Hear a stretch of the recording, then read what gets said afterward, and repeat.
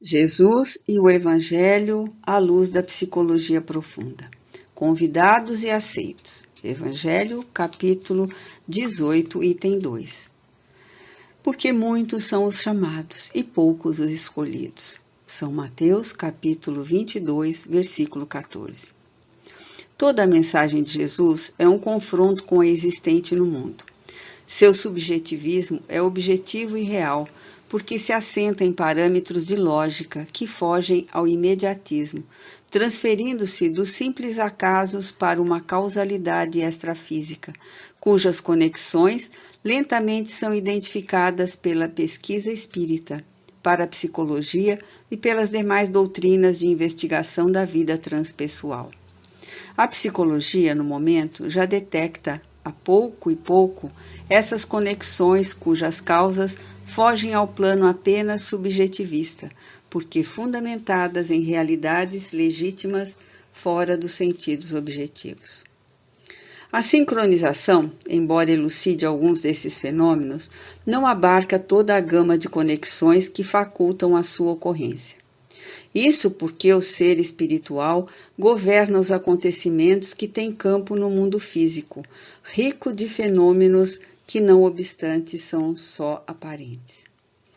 Partindo-se para uma análise da energia e das suas várias nuances de expressão, constatam-se efeitos múltiplos que aparentemente seriam resultado de uma causalidade ao comprimir-se, por exemplo, um botão e abrir um espaço fechado, ou emitir uma onda que, embora invisível, conecta com segurança a antena de um satélite, enviando mensagens visuais e auditivas, portadora de força peculiar para agir com exatidão conforme a intensidade de que se revista.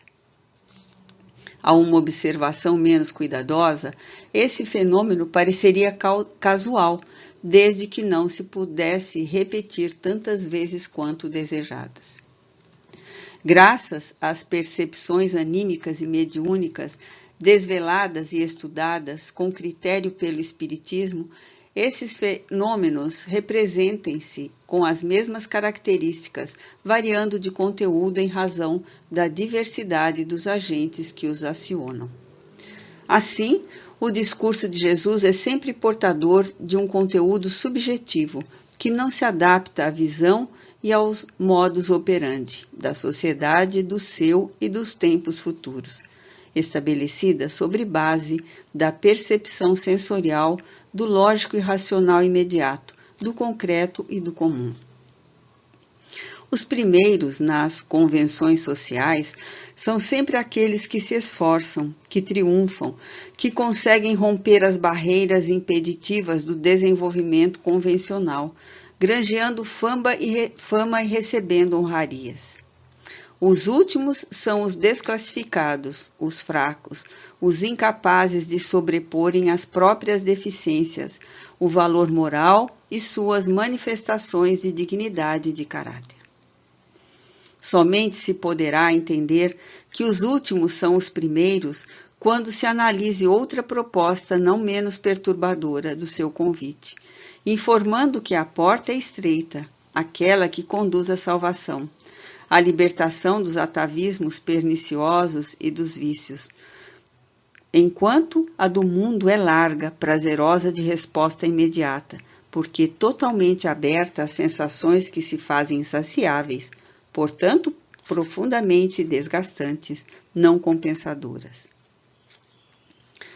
A eleição da porta estreita, aquela que é resultado da luta intrapsíquica em favor das virtudes, do equilíbrio, da sensatez, da perseverança nos ideais de enobrecimento, faculta que o candidato permaneça em último lugar na competitividade do mundo, a fim de ser o primeiro em espírito de paz, realizador do reino dos céus internamente, onde frui bem-estar e tem dilatados os horizontes das percepções extracorpóreas. Essas reflexões adaptam-se perfeitamente ao convite em torno do muitos são os chamados e poucos os escolhidos, considerando-se que se trata de um investimento especial na conquista de si mesmo, no desvelamento do self na superação dos caprichos egóicos. Em um estudo convencional, todos os seres encontram-se convidados ao triunfo interior, às conquistas externas, ao equilíbrio emocional, às realizações sociais, à harmonia de comportamento, às atividades edificantes no grupo em que se movimentam. Apesar disso, somente poucos cidadãos conseguem a identificação com todos esses compromissos. Não raro, uns se fadigam pelas posses, pelo conforto, em detrimento da vida interior. Outros fogem do mundo e da sua convivência, perseguindo o silêncio e a interiorização, aturdidos, no entanto, com as paisagens conflitivas do inconsciente e os desejos infrenes do prazer não experienciado. Esse labor levaria à conquista e à união da ânima com o ânimos, qual conseguiu Jesus, por isso, mantendo-se sempre em sã conduta e saudável convivência com todos, sem qualquer tipo de tormento íntimo, nem desajustamentos emocionais, como pessoa e cidadão. Inclusive, recomendando que fosse pago o tributo a César, enquanto pregava e difundia o reino de Deus. Nunca se permitiu o conflito dos dois mundos em litígio. Havia escolhido o melhor e, portanto, comportava-se de maneira equilibrada nesse de menor significado, mas igualmente importante. Desse modo, quando alguém elege o reino de Deus, transforma-se interiormente, intentando alcançar o objetivo que tem em mente. A esse se pode aplicar o conceito de Jesus, porque muitos são os chamados e poucos os escolhidos. Em uma análise psicológica profunda, o escolhido é aquele que consegue o triunfo sobre a inferioridade moral, entregando-se com fidelidade à opção realizada, que o compensa interiormente com a alegria do bem que esculpe nos sentimentos. Quando essa disposição se estabelece e passa a governar o destino do ser, desaparecem-lhe as ambições do triunfo externo, porque compreende a sua desvalia, ou pelo menos não lhe atribui o significado hedonista de gozo exaustivo, que deixa sempre laivos de amargura e de frustração, sem compensar o esforço despendido pelo conseguir. Desaparece, por sua vez, o egoístico instinto de competitividade, que rende estipêndios para o orgulho, não preenchendo os vazios existenciais. O ser descobre que há prazeres mais significativos e reconfortantes que aqueles que se derivam da posse, da ostentação e do orgulho. Essas expressões do primarismo da consciência, ao seu lado escuro, banham-se, por fim, de expressiva claridade com o discernimento daquilo que é importante em detrimento do que tem um sentido transitório que satisfaz por um momento e não mais atende posteriormente. Essa é a grande luta da criatura humana, educada para esmagar, para vencer os outros, mesmo que sob os camartelos dos conflitos internos que a aturdem e degradam, levando-a ao desequilíbrio e à loucura. Em uma sociedade construída conforme os padrões do pensamento do homem Jesus, não vicejam as lutas pelos lugares proeminentes, porque aqueles que são portadores da hierarquia real, aquela que os distingue interiormente dos demais, sem os humilhar nem os ferir, não estão realmente interessados no destaque comunitário nem na dominação das outras pessoas. Preocupam-se exclusivamente com a sua realidade de ser imortal, conscientes que o descer da cortina é também o dealbar da madrugada perene. Em todos os cometimentos humanos, são muitos aqueles que se encontram convidados para realizações nobilitantes.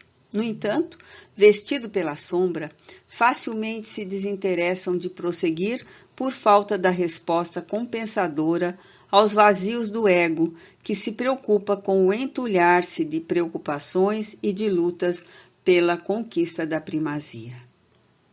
Há convites por toda parte, e nem todos os indivíduos têm olhos para ver, nem ouvidos para ouvir, concitando-os à conquista de significados existenciais que os preencham de harmonia, direcionando os seus passos para os rumos melhores, aqueles que não frustram, nem levam a desesperos indispensáveis. O ser humano se encontra na Terra envolto em batalhas iluminativas cada vez mais severas, superadas aquelas que tinham a ver com a existência física e que remanescem nas guerras urbanas ou entre as nações, enfrenta as lutas no lar, no grupo social, no trabalho, mediante as quais adquire sabedoria e aprende a conquistar os altiplanos interiores. À medida que se robustece emocionalmente, mais desafiadores se tornam os combates, porque se transferem para o campo íntimo, onde permanecem as heranças do processo de evolução já conquistada. Mediante a identificação com os objetivos que deseja alcançar, auto-ilumina-se e, recorrendo à oração, que é fonte inexaurível de energia, abastece-se e renova-se sem cessar, de modo a triunfar sobre as dificuldades que já não lhe obstaculizam o passo. Aqueles, portanto, que no mundo são tidos como ultrapassados, ingênuos, não credores da consideração mentirosa do convívio social doentio, são os últimos, apesar disso, perfeitamente integrados nos objetivos superiores da vida, tornam-se os primeiros no reino dos céus. Indispensável considerar-se que no jogo das ilusões e na busca da realidade caracterizam-se os seres psicologicamente